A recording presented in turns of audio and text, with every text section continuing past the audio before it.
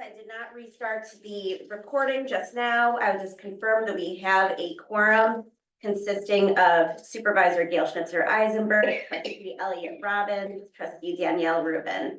Absent are Trustee Cassell McNally and Trustee Moser.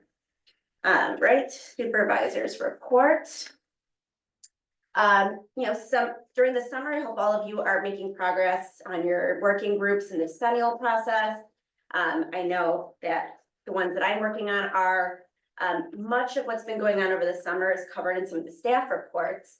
But since our last meeting, we have had a number of outreach events. I just want to give a big, shout out to our fabulous intern, Margaret, who just finished her time with us. She was just a go-getter, and really just jumped in wherever she was needed, from working with paper, lots and lots of paper, to social media and these outreach events. She was a wonderful asset to us this summer. So we thank her on the record. I participated with our blood drive and our furniture drive. I would love to know our final numbers on the blood drive, but hope we can get that for everybody. I think we only had 6. It was not well attended. Wonderful setup though, but I guess we had always been told by Vitalent that they did not think we could get very many people, and they sure enough were correct. So we did a lot of PR on that, and you're obviously co-sponsoring with the Women's Club. Oh, and let the record reflect, Trustee Moser is now present. So now we know, but not a huge outlay for us. We did rent the space from the Women's Club. But ultimately it was, meant to be a good, goodwill to the community and get out there, and we will find other ways to do so. The furniture drive, however, I felt was successful. We did do it on a weekday this time, trying to be mindful of staff time, as far as weekends go. And we were able to, fill about 3/4 of the truck, including getting rid of a mattress in my house, which was really exciting. And a lot of other people were very excited as well. So we will certainly do that again. They were really happy with us, and obviously, Winnetka Presbyterian is always a fabulous partner, for a lot of our drives, and they were yet again. In addition, we're currently in the midst of our Crayons to Crayons drive. So if you do have children's clothing in good condition, bring those in through the end of this week. We did that as a 2-week process. So I know that we'll have some more stuff coming in for me tomorrow. In addition, I represented the township at Oakton College. They were getting an award. The foundation was getting an award for their good stewardship and their board's activities. They, from a major foundation accreditor, which was really wonderful. So myself and Bonnie Angasati from Niles was there as well. So that was exciting, given that we just did our endowment with them, and just being on the campus again was really lovely, because if you haven't been over there, it's really gorgeous space. And so that's the Oakton. Also represented the township over at Niles is yoga in their garden. I believe they still have one more for the summer. They do it every Saturday in their garden space. It's lovely. And we also hosted a total length portrait show up here. So sadly, that was the end of the portraits from Total Link for community. But we'll have our next set of art and our next art installation coming in soon. Do we know who it's going to be? I want to say it's going to be Jocelyn, but I think that these are from Jocelyn. Yeah, these are Jocelyn. So we'll see who goes on next. Yeah. But yeah, so we have our Jocelyn's relatively new in the last month as well. So maybe I think the reception went over pretty well. The artists were really excited to see their stuff and kind of get that artist feel. They all explained their portraits and their choice of colors and theme. It was really lovely. Let's see. Also met with our state senator, discussed potential areas for change in the township code again, and to thank her for being a sponsor for our many endeavors we have done, and participated in a research study on women in government roles for Rutgers. So it's been an exciting couple weeks, but we will continue to go forward. Mr. Clerk, Well, should we approve the minutes? Oh, please. We've been presented with minutes. One question about the supervisor's report. Please. How do you want us to conclude our decennial committee meeting, do you want us to provide reports to you, or how do you So- want us to wrap up our investigations? So I will remind everyone that this is not a decennial committee meeting, which has to be separately noticed. So just as in the, gestalt of what we've already discussed in our open meeting, we have our next decennial meeting on September 5th. September 25th at 7:30. September. At that meeting, each working group is going to present their recommendations.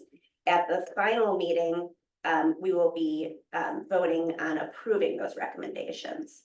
Do you want those recommendations? I know, and I don't want to get out of but do you want the recommendations in writing or orally presented to you? Extra credit for writing, so that I can copy paste them into the document, so that we can then present, notice that up for the October 23rd meeting. Okay, And your report's due in November? exactly. Okay, a good question. Any other questions on the supervisor's report? Being none, we have been presented with minutes from January 9th, 2024 meeting. Is there a motion to approve? I just had one, Let's have our motion. Motion first. motion to approve. Fabulous. Is there a second? I'll second. Great. Now discussion. Discussion, okay. So one, just quick correction on page 3 under the assessor's report where it says tax bills from Cook County were actually sent out tax bills on time this year. So just take out. Thank you. Yep. no Yes, It was please so do, and shocking. that saves me the trouble of bringing it up. And you were stressing it, I was like, It was very much stressed. Yes. Any additional edits? Sure. Being none, all those in favor of approving the meeting minutes from July 9th, 2024, please say aye.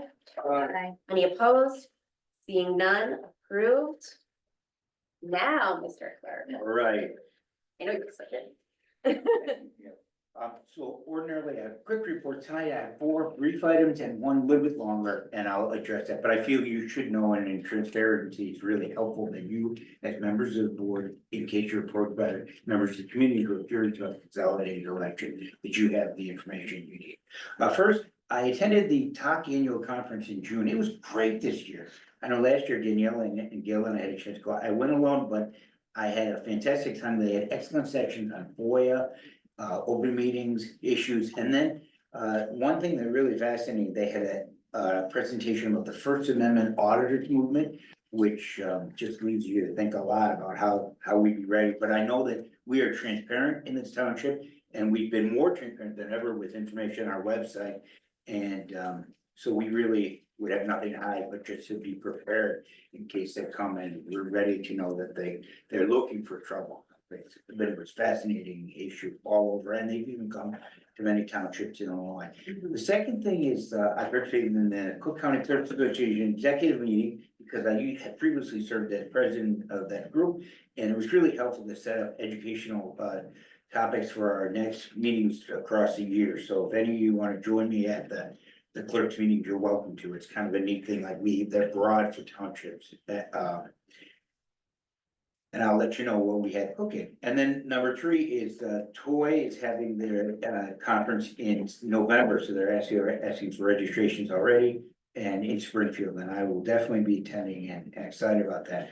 Number 4 is I want to acknowledge and appreciate the board's decision to designate me as the whistleblower auditing official. I've been reading up on it, and I just want to assure you that I will serve with integrity and impartiality if that were ever to be an issue for us. Hopefully not, but if that were ever a case, and I appreciate your confidence in that. And then the last issue is what's going to take just a few minutes. It's a discussion of the consolidated election. I went to a training seminar in Springfield, which was actually very enjoyable, and our own Ross, our attorney, was one of the main presenters, and he was featured there, and it was fun to visit with him. And the key thing I'd like you to do with you now is go through some of the dates that you're aware. One major blessing is as much political excitement, exuberance, turmoil as there is in the country, New Trier Township has never conducted political races, in that both the Democratic and Republican organizations refrain from that, knowing that citizens of different views can get together, and that's been assured in the Citizens League. But that doesn't mean that the Citizens League could be the only one. There are independent candidates which did run, remember a couple of years back, they ran a slate and they're always welcome to. So these are the key dates, knowing that we're not a political caucus system, because many townships operate that way, we haven't, and I'm not aware that anyone will want to change it. So the key thing is there, just in a few days, the petitions could be circulated, so. Remember, any citizen of the township could run for any office that they choose. The only exception is Jan's office. You have to have credentials. The rest of us could be clueless. But we're not. Okay, then the intention is the filing period, very important, from November 12th, because the 11th is a holiday, but November 12th to November 18th. So it presents all sorts of issues. I mean, the training on this is very exciting because some people line up out the door ready to go. There's a ballot, but we haven't had that. Even when we had the independent filing, it would just be, it just hasn't been an issue. But that's the key. By November 18th, all the petitions, and when I say all the petitions, they have to be formatted in a certain way. It has to include your statement of economic interest, a receipt from a whole bunch of issues, like your documents that say you're a certified candidate, et cetera, and all the petitions have to be in order.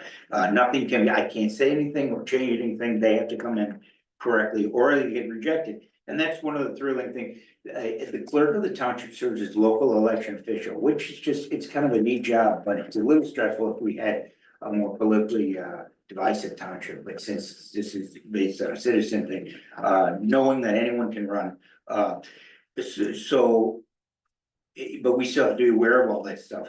So then people can file objections to those petitions, and that becomes a really interesting issue. And we almost had that one time, but then as I went through everything, because we have to have in their custody, Trustee Mosher, Supervisor Eisenberg, and me as clerk will serve as the electoral board. It's the senior trustee and the supervisor and the clerk. Unless the objections were to any of them, and then Elliot, you stepped in, so. Okay, and then I just highlighted some of the last day to file a petition, a public question, which is an interesting thing because New Trier Township, we had a really fascinating, remember a few years ago when they presented a citizen request at the annual town meeting, and then they were concerned with how does this happen? And then I remember at the time of, because I get to do this, it's like, with the county clerk, they rely on the township clerk to take care of all this with the petition, with everything else. Then we prepare and certify a ballot. And that's the thing, they had a question and we put it on, but it can also be presented through petitions, and which then, just like our circulated petitions, they can be challenged as well, so. I remember there was a bill to make those referendum have to do with the township. Did that pass? They presented So so if much. you recall, it was about, carbon. Actually, Last time. pardon me, yeah, Oh, there's language in one of these things that's supposed to pertain to it has to pertain to us now. something, forgive me on that one, I just wasn't sure what it says, I'll look for it. but you're right, and it's good you raised that, but we did have the carbon tax one and that, so we've had questions, but a group of citizens could come up and file a petition, have a question with God or something else for this session, so. The other thing is, the board can present a question to be put, so if any of you have neighbors that have issues and they wanna get them on, the board by January can come up with a question that we would like to ask voters, okay? The deadline, the certification is January 23rd, and then the next vote to close the voter registration. And one thing I get a kick out of that's March 4th, is on the second page, is that in the old days, boy, I remember filling out those little forms in triplicate, and it was so many big issues, checking the license, checking ID. But it's so different now because years ago they merged the Secretary of State's database, because he's also head of the elections, which I sat at his table, it was interesting, we raised it at the talk event, and it's just interesting how it's automated, so many concerns issued. Any resident can sign themselves up if they have documentation, which they have to prove when they go and get their state ID or driver's license. So when you said closed, they actually now have changed it so much, it's so much fairer. They have grace period registration, same day registration. So honestly, you don't want to turn away anyone, and Illinois assures of legitimacy in the voting pool by using the Secretary of State. So database, okay, and then early voting starts March 7th. And ends March 31st, which is fascinating because those could be slow days. And one last thing, if any residents are listening, consolidated election was a brilliant idea years ago to bring together all the smaller units of government under one umbrella so that it wasn't chaotic. Apparently, they used to run elections at all different days. It's Township's election would be this time. So what they did, and then a village here and there, so voter turnout and participation was confusing and low. So when they developed this consolidated idea, it's really nice because it sets it off from all the other statewide races, et cetera. And it focuses on local government issues. So it doesn't even involve the county, it's the townships, villages, library boards, park districts, school boards, very important things, but on a local focus. And then the last thing, the election will take place April Fool's Day, no kidding. All right, thank you, Madam Supervisor, I just needed to get all that out there. And Jerome, hopefully if any resident is listening and they're curious and they want to get involved, they are welcome to contact the existing group called the New Jersey Citizens League, which re-registers every 4 years as a new political party. It includes members of both party and people that don't like either party. And so it's really a reflective group and they've maintained that, and they always state that. The other thing is you could petition them for openings that may be occurring. And you could just bypass that and run on your own. You're always welcome. We don't want to discourage anyone or make it feel like there's some kind of collusion, but there are procedures and processes that you have to follow. And we'll be posting a briefer version of this Yeah. in the Courier. Yeah, Which is going out in the next few weeks, along with a call for resumes for those who want to go through the Citizens League. it's really neat because Melanie's reserve space in the Courier that I can actually get this out there. And it's probably the only unique space where you say, hey, if you'd like to seek office in the township, you're welcome.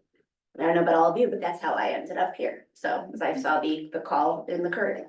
Oh, really? In 2016. When's the toy convention in November? You know? It's November 12th. No, 11th. No, 11. November 11th. They moved it up. 11. It starts on the 12th holiday. and 13th, Yep. it would be, yeah. 11 to the 13th. Yeah. You'll have a great time.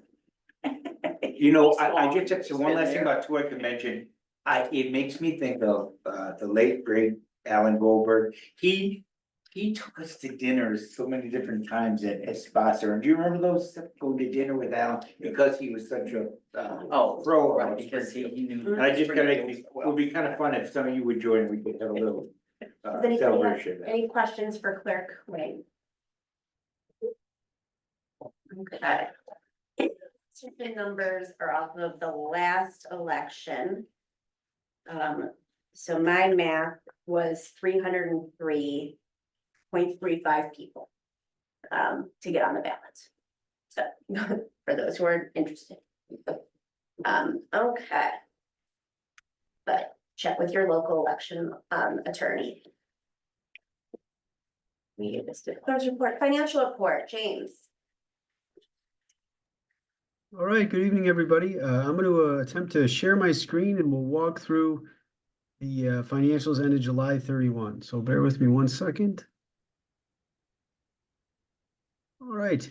So again, the good news from the county is that the tax monies on the second installment are coming in July, and then we'll see the bulk of the money come in August. So you can see right now we've collected about 2.8 million in property taxes. We budgeted 3.5, so we're already at 79%. Again, compared to last year, that's a big improvement as most of that money came in December. Replacement taxes in at 44%, 41,000 collected there. About 47,000 collected in interest. So again, we're going to outperform that number in terms of the budget this year. And we did move based on the board's approval last month, additional monies to those Schwab accounts, which is good timing considering Fed rate cuts are coming.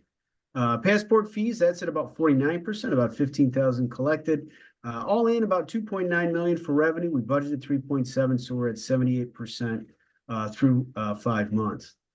Look at our expenditures. Again, most of these categories look very good. In terms of where we are in the year, again, childcare services, or I should say agency programs in at 33%, a third of those programs have been paid. Childcare services in at 49%, so that's just based on the timing of those payouts. Contractual services at about 50%, 103,000 spent there. Financial assistance at 175,000 at 51%.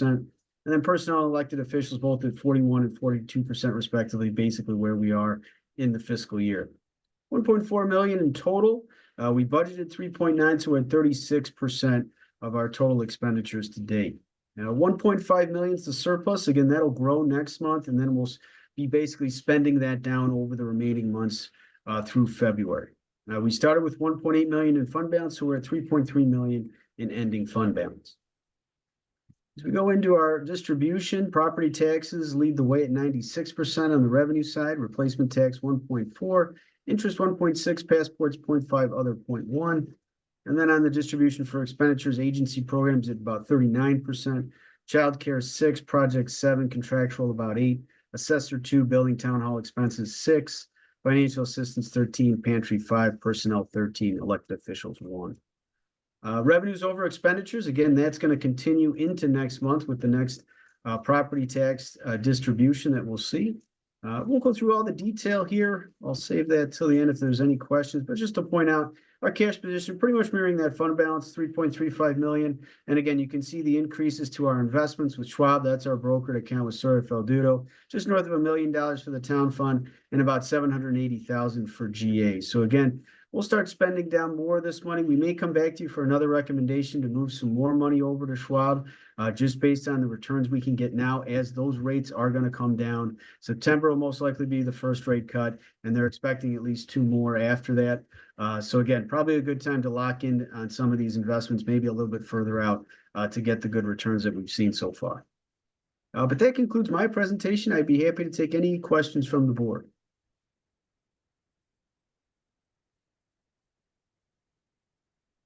Any other questions?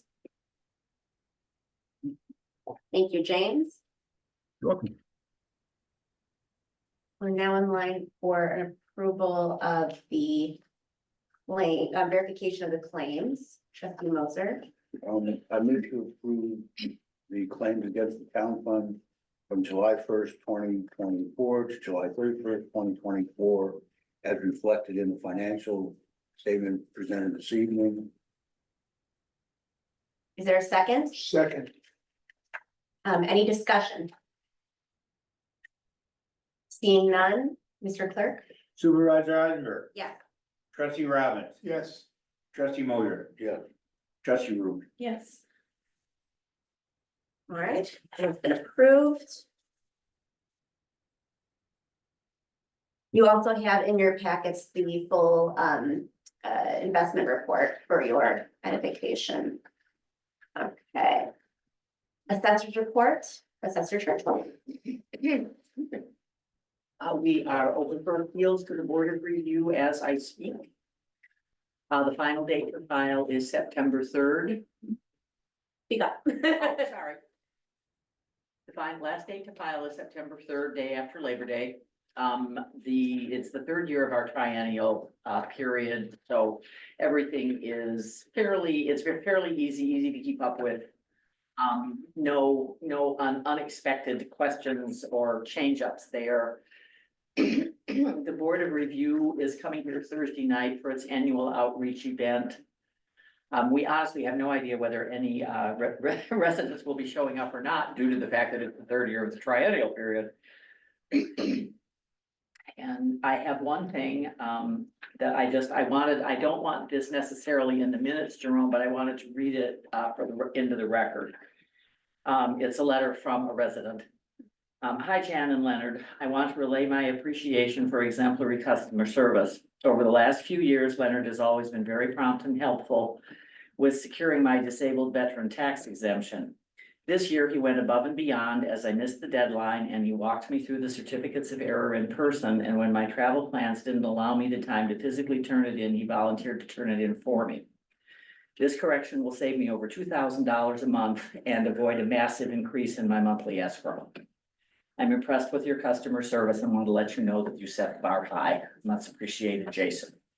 And I wanted to add to that during the month, when, whatever month it may be, when the second tax bills have been sent out and people are wondering what happened to their exemptions, their freezes, whatever. Len will at least once a week, depending on the volume, collect tax bills from people who have called or come in, and he will physically take them over to the Skokie courthouse and turn them in. Because basically it's one-stop shopping over there. The assessor has to approve the exemption, the eligibility for the exemption. So the person there can do that and then say, okay, and now I can issue a corrected tax bill, so it can be done on the spot. And as far as I know, not many of the other township assessors have an employee who does actually waltz over to the courthouse. They do it sometimes, they do not plan it into part of their schedule. So I wanted that out there for everybody. Thank you. Are they still pulling exemptions arbitrarily, or did that? stop? What, I don't know what you mean. A couple of months ago, you told us that some of the exemptions were just being dropped. Oh, Sure. we do not know what happens in the assessor's office to make them fall off. Okay. Because they don't tell us, and we no longer, because of the new technology has never been translated for us into the program that we used to be able to, well, that we still have, but there's nothing in it anymore. To check, to see whether somebody's exemption has actually been processed or not.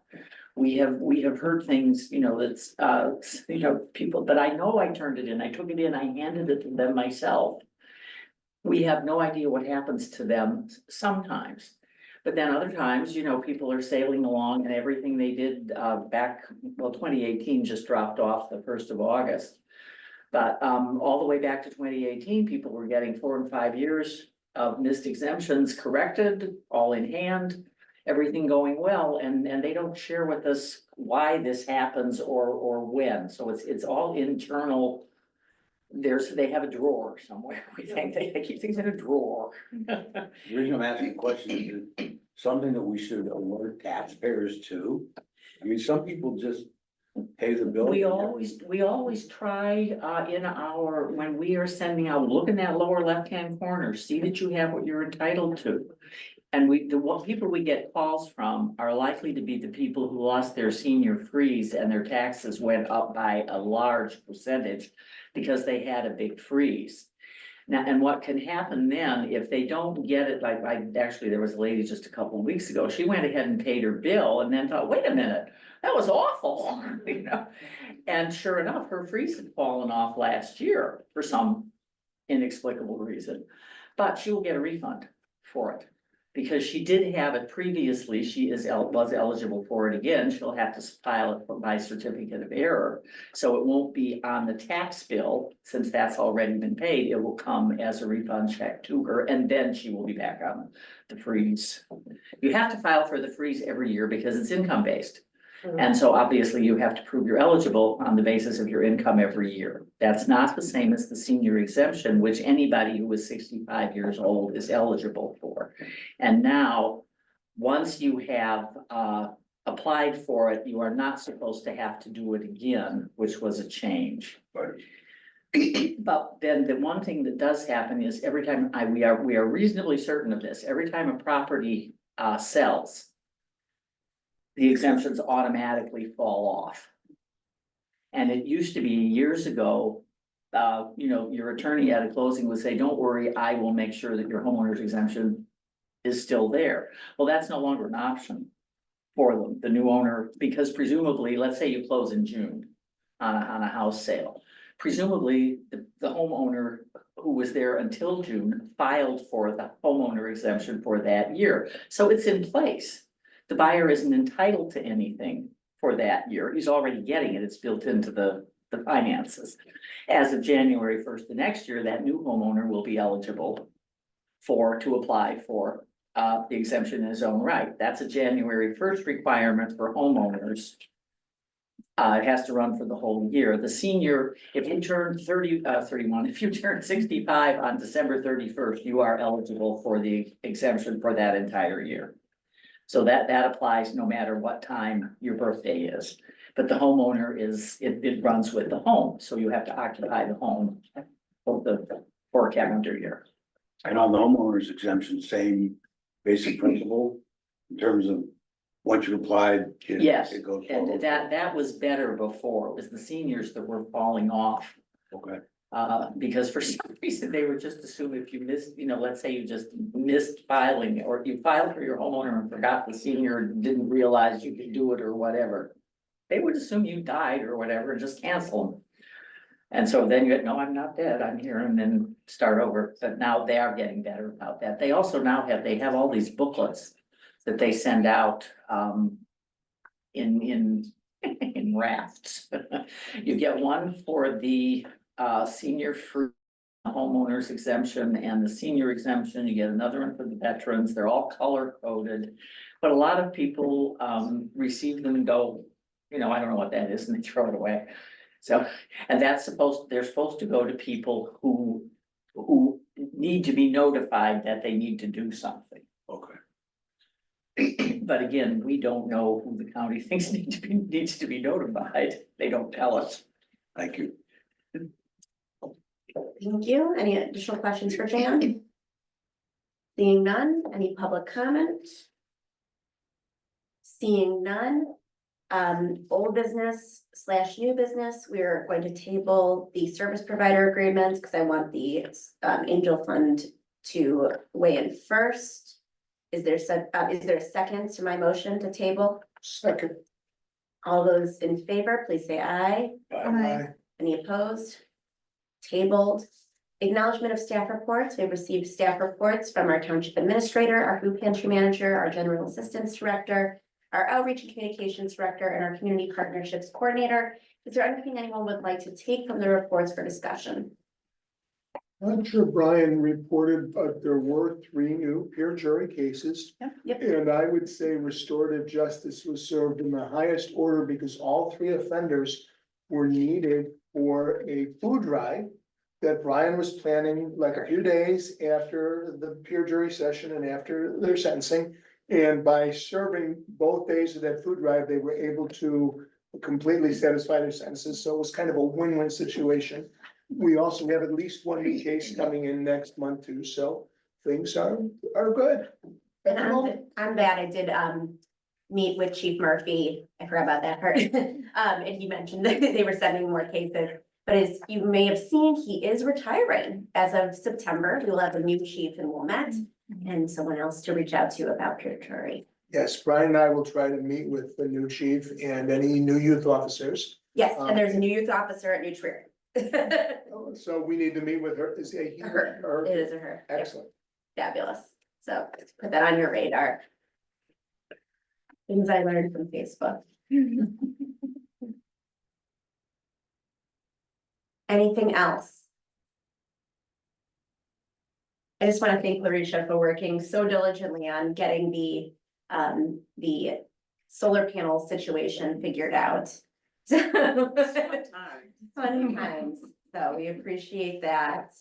All of our records are from downstairs. In all the records out, if you haven't seen the picture of the 2,000 pounds of paper Pounds of paper. that was shredded and recycled. Please Yeah. do, it's a sight to be seen, and we no longer have a tinder box in the basement, so that's great. Margaret was great, and we celebrated her leaving. She heads back to school this week. She's a junior at North Shore Country Day. But we were doing a lot of shifting boxes because the company, for liability purposes, cannot go up and down the stairs. So we had to bring everything up from the basement and put it in the lobby. But if I never do anything else as administrator, I want everybody to know that I'm happy that people inside of the basement. It's very That exciting. paper tiger? We did, Yes, we use paper tiger, yeah. Yeah. And for them to get all of that out of here was a minimal, like $300 fee, and it was only one guy that took it all out of Yeah. here, so.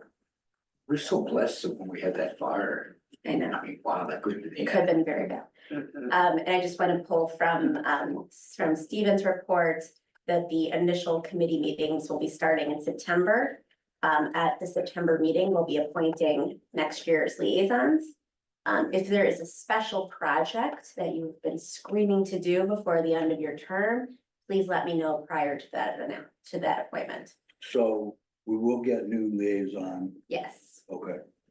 Cause I called Steve and he said he wasn't sure. Fair enough, okay. So that'll be at our next meeting. All right. Okay. We're now line for motion to adjourn. Is there a motion? So moved. Is there a second? Second. All those in favor, please say aye. All right. Any opposed? Seeing none, we are adjourned. Thank you. Did things go